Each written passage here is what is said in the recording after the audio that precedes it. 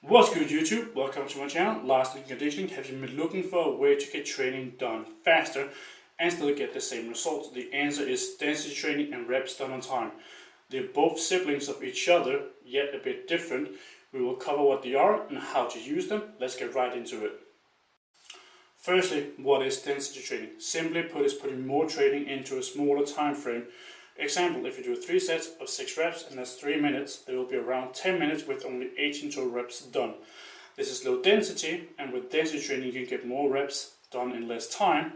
Example of how you can get the same 18 reps done in less time.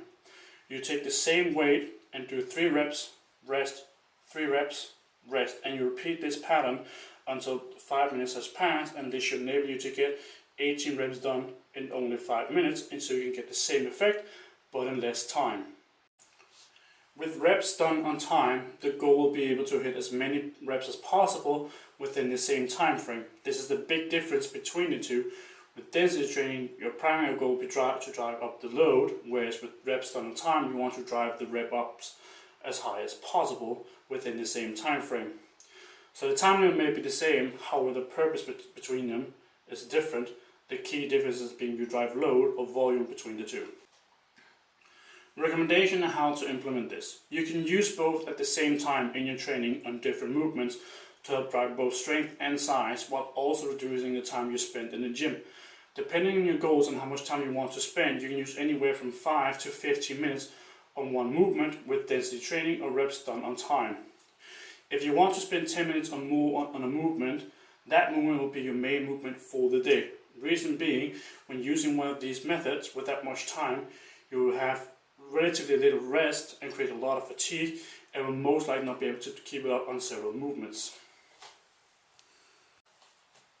The downside to this, it requires that you can focus down on a task for several minutes at a time. I recommend you starting with 5 to 7 minutes on a movement and build it up over time.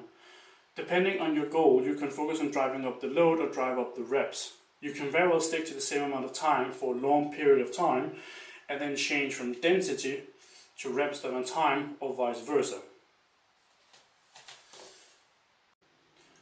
With density training, since you'll be using a heavier load, I recommend not going above 8 minutes for the vast majority of people, as you will get a lot of reps done with a relatively high percentage of your 1am. Start with 5 minutes and work your way up from there. Don't jump straight into an 8-minute timer, it will just leave you drained. Do not do that when you aren't even used to it with density training in the first place. You can build it up over time so you can get used to it and build up your conditioning. The same with reps done on time. Just start with 5 minutes and work your way up from there. You have two main challenges with these methods. One is going to be a cardiovascular system. The other is going to be ability to focus when you get deeper into it. In terms of reps that should be performed, as mentioned earlier with density training, pick a weight you can do for 6 reps and then perform bouts of 3 reps, then rest. Repeat this until the time has run out. If you cannot keep up when you get closer to the 5 minutes, that's fine, just get the good reps you can. Good explosive quality reps is better than trying to grind out the reps. With reps done on time, you pick a weight you can do for 12 reps and then do bouts of 6 reps and repeat until the time has run out. Your focus may falter, which can result in shoddy reps being done. Remember, while the goal is to perform as many reps as possible under high load or on time, the reps still have to be quality reps. It is better that you get fewer reps done at first at a high quality rather than trying to push out as many reps as possible.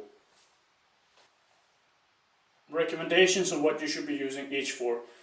Density training should be used to increasing your strength, which means you need to use a relatively heavy load. An example, take a weight you can do for 6 reps and then perform 3 reps per bout. On paper this sounds very easy, however once you get a few rounds into it, you will really start to feel the pressure. In this example, use a dumbbell bench press, set 5 minutes aside and aim for a total of 15 reps done. This means you need to hit 3 reps about every 50 seconds or so. Once you are able to hit the total number of reps within the 5 minutes, you can do one of 4 things. 1. You try to go for another round of 3 reps within the 5 minutes, or add 1 rep to each round. However, you may only be able to do that for the first 2 to 4 rounds, in which case you just perform 3 reps instead of 4 per bout. Thirdly, you can increase the load. Increasing load will be more for strength focus, where the two other options will be a little more growth focused. Fourth option, you can add another minute. This will give you another chance to get a good rounds of explosive reps and increase total workload.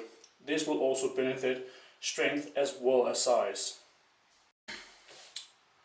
With reps done on time, you can follow the same 4 options as with density training. The key difference between the two is just density training will give you a high intensity relative to your 1 repetition maximum, as well as a high workload with a heavy weight. Whereas reps done on time will allow you to crank out a lot of volume with a somewhat light weight. You should use a weight you can do for 12 to 16 reps and do half the number, so 6 to 8 reps per bout. The progression method is the same from density training. You can use these methods on any movement that isn't a rehab or prehab movement. If you have 8 movements in a training session and use 5 minutes per movement with this style, then you'll be able to be done in under 50 minutes, whereas a normal straight set all the way through would likely take an hour and a half. So you both get to finish faster and get the same stimulus, and potentially maybe even better. Once you have gotten used to this style of training, it could potentially also aid you in getting leaner, as you'll be forced to have more density, so your heart and body will be working harder in general. Thank you for watching. Comment, like and subscribe. Lars in Conditioning, signing out. Have a good one.